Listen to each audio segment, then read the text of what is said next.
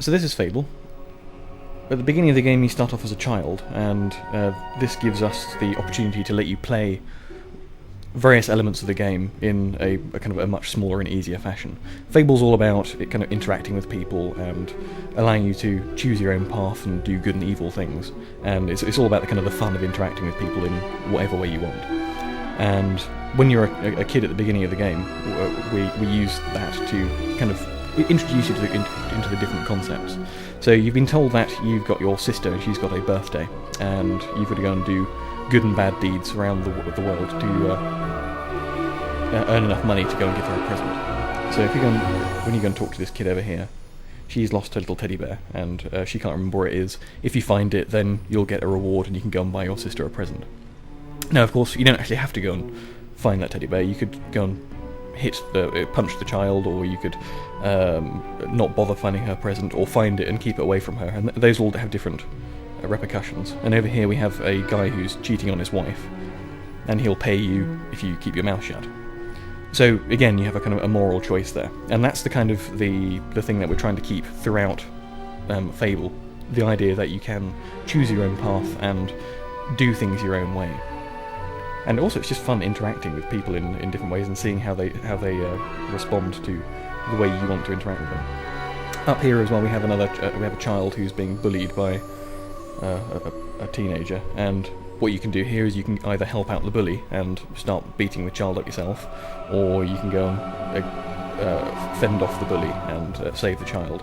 And either way, again, you get rewarded, and it's entirely up to you how you play that bit of the game. So, as I say, what we're doing here is we're teaching you the basic concepts of the Fable and the freedom that gives you.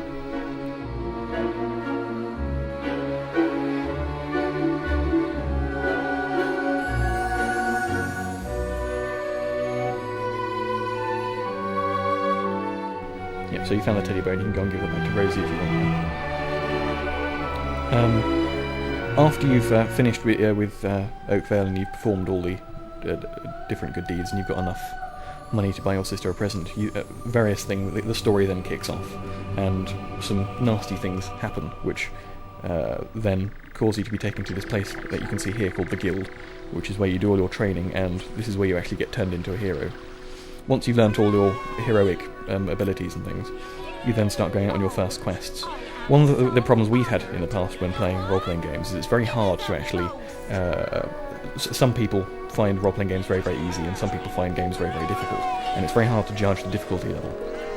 What we try to do in Fable is make it so that the quests by themselves aren't too challenging, and people can play them quite easily, but you can actually make the quests harder for yourself by boasting. So you stand on that platform there and you boast that you can do the quest without any weapons or within a particular time period, and you can choose your own difficulty level and you'll get rewarded depending on what you choose.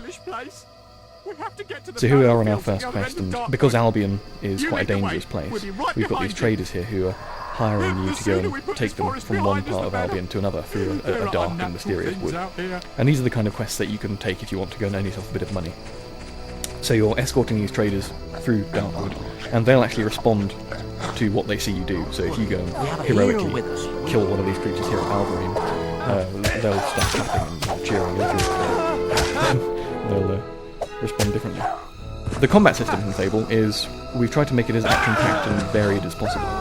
You can develop your abilities in hand-to-hand combat using a sword, or using a bow, or using magic, and you can combine up all these different things. And depending on how good at them you get, you'll learn different abilities. Any green blobs that you see the hero picking up are experience orbs, and you can use these later to extend your abilities. So here we're using the bow to go and clear out a field of exploding mushrooms from a distance, so that you can go and lead the traders through and they won't die. And as you get better and better with the bow, you'll develop more and more abilities with it.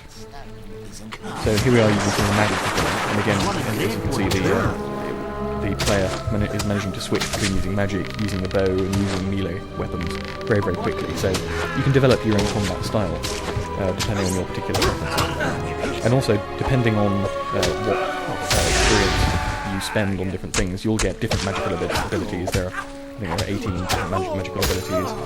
This is some of the flourishes that you develop in hand-to-hand combat, and you spend experience on those. So each player will hopefully develop a completely different set of abilities depending on how he plays the game and what preferences he has. Also, we've got group combat here, so you just use a force push spell to go and knock everybody out, and the combat system, or the melee combat, works very well with multiple combatants as well, so you can switch combatants and show off in that way. And here we are leading the traders hopefully through to the end of the mission. So you can spend your experience in whatever way you like. For example, with the bow you can learn cool abilities like shooting off people's heads. But it's entirely up to you if you want to spend it on magic or on your melee combat to learn more flourishes, or on your bow abilities.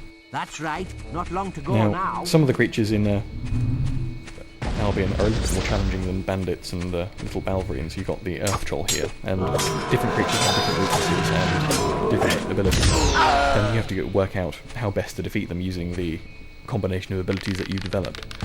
So the Earth Trolls are much easier to take out from a bit of a distance. Some creatures are much better if you use melee combat with them.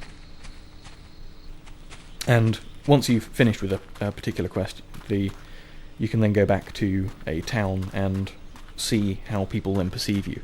One of the key features of Fable, as we mentioned in the Oak Vale section, was how you interact with people and how people respond to you.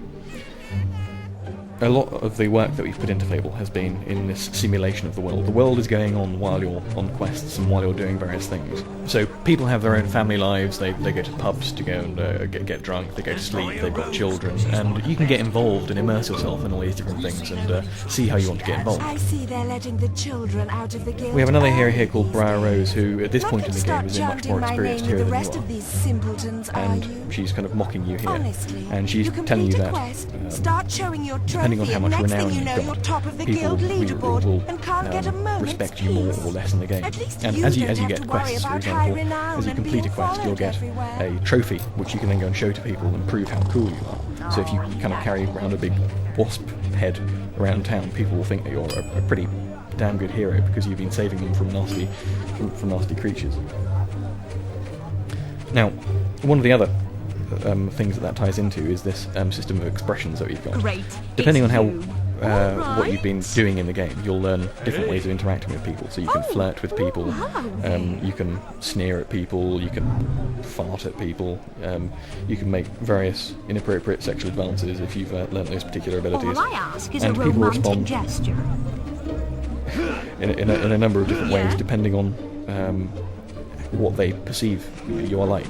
If you've been nasty to people in the past, then they'll be a bit wary of you. If you've been flirting with the same person for a very long time, eventually you could get married to them, for example, if you start giving them gifts and start wooing them. Likewise, if you've been very, very nasty to people and you start trying to flirt with them, for example, then they're a bit suspicious. And it's also all based on your appearance and your renown as well. So if you wander around town naked when nobody knows who you are and start trying to flirt with people, then they'll just find it funny. If you start being nasty to people while you're wandering around town while you're naked, then they'll just find it a bit creepy, really. Please obey the law while you're...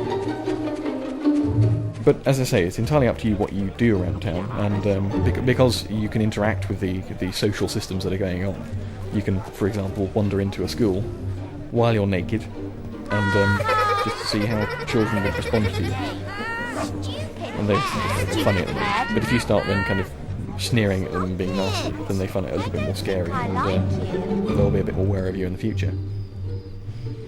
Things change quite a bit if you're more famous and you've been doing cool things around the world. Your appearance also very much affects how people perceive you and respond to you, and that's partly affected by the clothing and the hairstyles that you can choose in the game, and also your appearance is very much affected by how you play the game as well. If you've got lots of money, everybody knows who you are, and you've got a house, for example, you bought a house, or you've bought lots of shops, everybody will know who you are, and if you start flirting with women, they'll find you quite an attractive prospect. And as I said, you can get married, your wife will move into your house, You busy later? and you can have a lovely home life while you're off doing quests and lots of other things as well.